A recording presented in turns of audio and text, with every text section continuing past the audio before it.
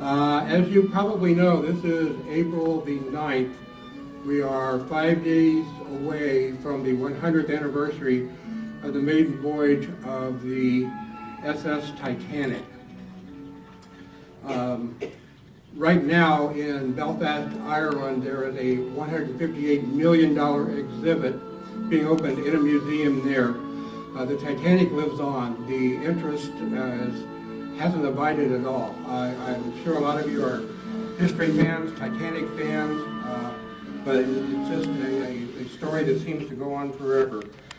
The Titanic was made and launched in 1912. It took 5 years from when it was originally thought of until it actually set sail.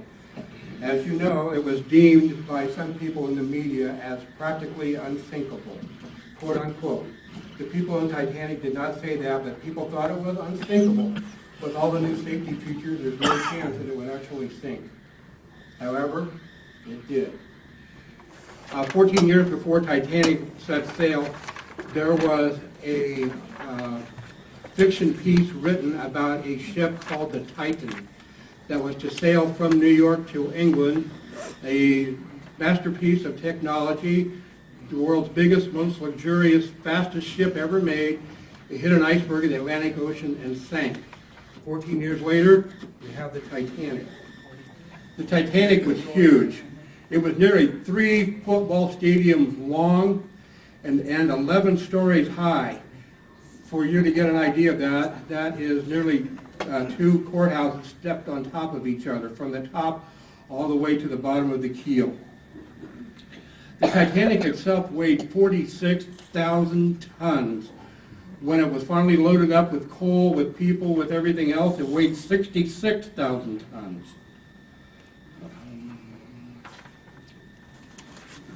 Again, it took 5 years from the beginning until it sailed.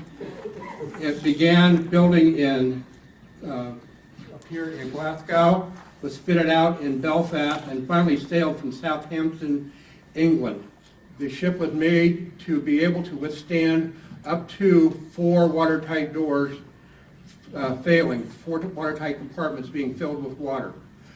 Unfortunately, the night of the Titanic was scraped by the iceberg, 5 different watertight compartments were damaged. The watertight doors were not completely watertight. There was about this much room at the top of the watertight doors. So the water would fill up in one compartment, slosh over to the next, to the next, to the next. Once 5 were filled, the ship was doomed. So the ship was not unsinkable. The watertight doors were not watertight at all. When the ship hit the iceberg, E.J. Smith called for the carpenter, which was basically Thomas Andrew here, because he knew every bit of it. Thomas Andrew went down, saw immediately that the Titanic was fatally damaged, and told E.J. Smith the ship will founder. Thomas Andrew again made no effort to save himself. He was last seen in the men's smoking lounge where the first class people went, staring pretty much into space. No life jacket, made no attempt to help himself. Again, I can't imagine the loneliness and the guilt this man felt as he went down. Unfortunately, this is the man that is going to go down in history as the captain of Titanic. This is E.J. Smith. He was called the millionaire's captain, in that the people, the rich people, did not want to go on a ship unless E.J. was their captain. They'd sailed with him many times. Now, E.J. is going to make some mistakes. I would imagine most of you know the basic Titanic story and know that he was at fault for several miscues. But there is a difference between E.J. and if you followed the news the last few months, there was another cruise ship in the Mediterranean that crashed, sunk, and that captain bailed. He hit the first lifeboat and he got off. E.J. stayed till the very end, knowing quite well he wasn't going to survive, and went down with his ship. E.J. left behind a wife and daughter. He had served at sea for over 40 years, and they asked him about why he was qualified to be the skipper of the Titanic. He said, well, my 40 years have been, quote unquote, uneventful. They weren't really uneventful. He had a few mishaps here and there, but still, this is the one that everybody wanted for their skipper. This is the Captain Smith, along with his second officer, Charles Lightoller. Lightoller, we have a little bit of a personal, and we'll get to this later, a personal attachment to. He was the second officer, and he was one of them that was in charge of loading the lifeboats. Now, Lightoller was a little bit afraid of overloading the lifeboats, so he sent some of the lifeboats out that were very badly undermanned. One lifeboat that could hold up to 64 passengers had 12. Another one had 28. Lightoller was afraid that the lifeboats would collapse when they were rolling over the side and they couldn't hold that many people. So a lot of lifeboats were lowered into the water and rowed away with far too many people on board. Now, this isn't all on Lightoller, however. Lightoller was a very courageous man. He went down with the ship, and he remembers going down into the depths of the Atlantic when an explosion in the Titanic blew him out of the water up underneath one of the lifeboats. So he, in fact, did survive, but not because he was cowardly. He was very fortunate. Charles Lightoller then went on in World War II to use his own personal boat to help ferry stranded Allies out of Dunkirk as the Nazis were approaching. So we'll never know exactly how many people were on or all their names. We didn't have computers in 1912. So we really don't know exactly what the numbers were, who survived, who didn't.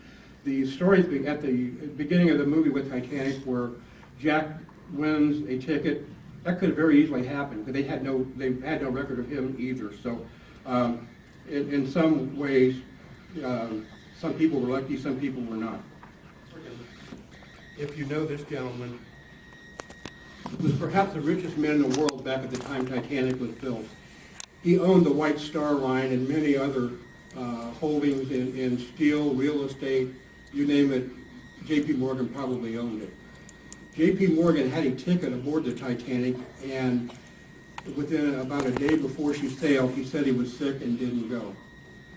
A lot had been said about why he canceled. Did he know the ship wasn't going to be safe? Did he know something else? He very heavily insured Titanic, so he didn't lose any money on this. J.P. Morgan was not a good man. This man was ruthless. He would put people out of business and ruin their lives. So J.P. Morgan does not go down in history as one of the great men regarding Titanic. The leader of the Titanic Orchestra was a man named Wallace Hartley. If you know the story of Titanic, these men were incredibly courageous. The Titanic had hit an iceberg, and these musicians had been basically their job was to keep everybody's spirits up, to enjoy their trip over. And even as the ship was sinking, they still did just that. They played, and they played, again knowing full well that any chance they had for survival was drifting away. Wallace Hartley's body was then later found, and he was returned to his native England. Wallace Hartley was given a hero's funeral like they had never seen before. Wallace Hartley had a funeral concert played for him with members of 7 different orchestras playing for this man. When he was laid to rest on his way to his graveyard, thousands of people paid their respect to Wallace Hartley. Molly Brown really didn't become famous until the musical and the film of The Unsinkable Molly Brown were made, and then suddenly she became very famous. So this is a heroine on the Titanic in that as people were dying, she urged the other women in her boat to go back and help save the people that were dying a horrible death. Unfortunately, the man in charge of the lifeboat would not allow that, so people died. But she certainly had a good heart about her. Okay, ladies, this is the great love story of your evening. This is Mr. and Mrs. Isidore Strauss. And if you don't know this story, ladies, I'm going to make your evening, okay? And the men, too, I think. This is how much you can, even though they've been married many years, how much a couple can still be in love. Mr. and Mrs. Strauss were very wealthy New Yorkers. They owned Macy's department store and many other holdings.